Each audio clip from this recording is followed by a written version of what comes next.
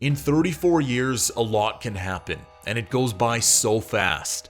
Children grow up, finish school, and can get married within this time frame. But for Mark Beyer, 34 years were dragged out and caused agony because of unanswered questions. For 34 years, he wondered who killed his mother and why. In 1988 in Santee, a 2-year-old boy was found wandering in an apartment complex where his mother was just murdered. The body of Diane Dahn, who was 29 years old at the time, was discovered in her apartment on May the 2nd by a coworker who stopped by to check on her after she didn't show up for her shift where she worked. When they found her, she was dead, bludgeoned, and stabbed in her bedroom. An autopsy determined that she died from stab wounds to the chest and that her death was a homicide. They didn't have any clues or leads, only her son, Mark Beyer, who was not harmed during this horrific event. Authorities from the San Diego Sheriff's Department collected pieces of evidence at the crime scene. They decided to bag everything they could find, including the bedding and other items that they believed the perpetrator could have touched. They collected a few strands of hair, fingerprints, and tissues under Diane's nails. The people who were close to Diane were interviewed as well. They were puzzled by this death, not only because they couldn't find any evidence that might lead them to the killer, but also after talking to the people around her, it seemed as if Diane was well liked, and they struggled to find suspects who wanted to hurt her. Even though most of her loved ones pointed them into the direction of her ex, David Beyer, Diane's sister, Victoria, said that David was the first person she thought might be a suspect when she heard the news of her sister. Because they did not have such a good end to their relationship, apparently it was quite stormy and ugly. When the authorities interviewed David, he was apparently shocked to the core and devastated when he learned about the news of his ex-wife, and more so when he found out that he was the prime suspect. But he got removed from the suspect list entirely when he proved that he had an airtight alibi for the time she was killed. The case ran cold after an extensive investigation was conducted, with no suspects whatsoever, according to the San Diego County Sheriff's Office.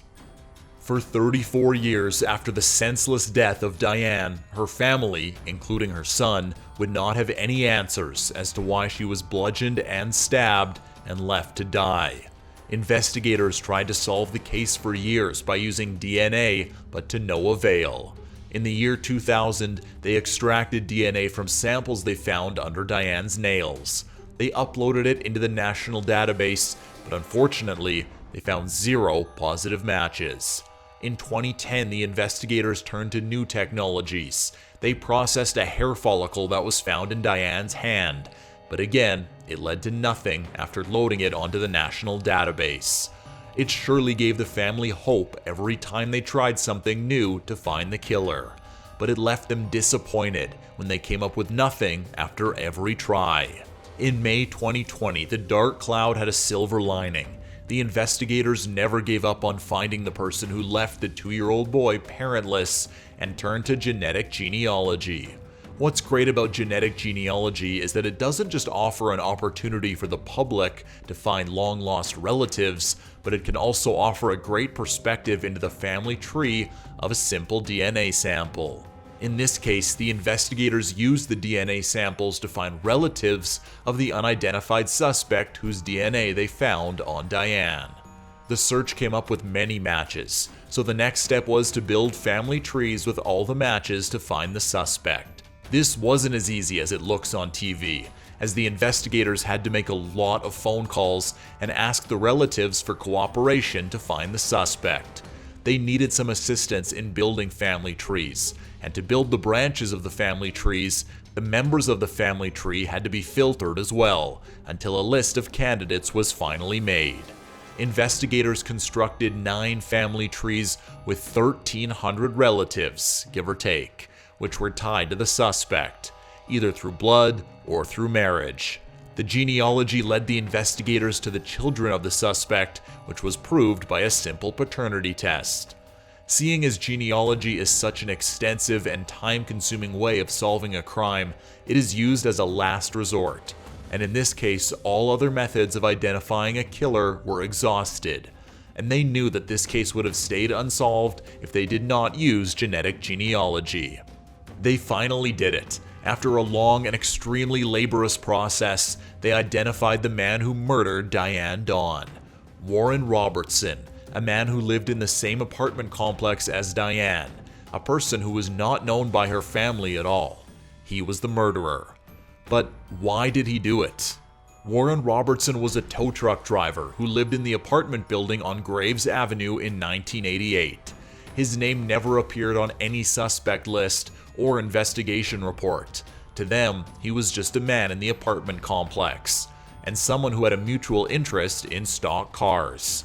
Diane and Warren were both car enthusiasts and often watched races at El Cajun Speedway. Warren was charged with petty crimes before in his life, but nothing violent at all, especially nothing like this. The investigators could still not figure out why he did it, because nothing was stolen, and even though she was found naked, there was no evidence that pointed to sexual abuse. Unfortunately, the truth was not exposed, because Warren Robertson died in a house fire in 1999 at the age of 39. This also meant that he could not be charged. Shortly after he murdered Diane, he moved away from San Diego and died 11 years later. Even though justice wasn't served the way it usually is, Diane's family was relieved to know that her killer was identified and that he's not walking the earth and gaining more victims. This was a big concern for Diane's sister, and for 34 years she thought that her sister's murderer was still doing the same thing he did. 34 years of wondering, unanswered questions, and no justice. This was how Diane's family went to bed every night, with these thoughts tunneling through their heads. Mark Beyer, who was eventually adopted, said that this closure was what he and his mother's family needed to turn a page on this horrific chapter. Even though he can't really recall much of the events that transpired that day, he's grateful for the investigators that never gave up and worked hard to solve this case, to give them the closure that they needed. With the help of genetic genealogy, this case was finally closed. They would have never learned the truth if it wasn't for this, and Diane's family will forever be grateful, even though they will never know why she had to be killed and why her son needed to be left orphaned. Technology has come a long way though, and luckily, this case was laid to rest.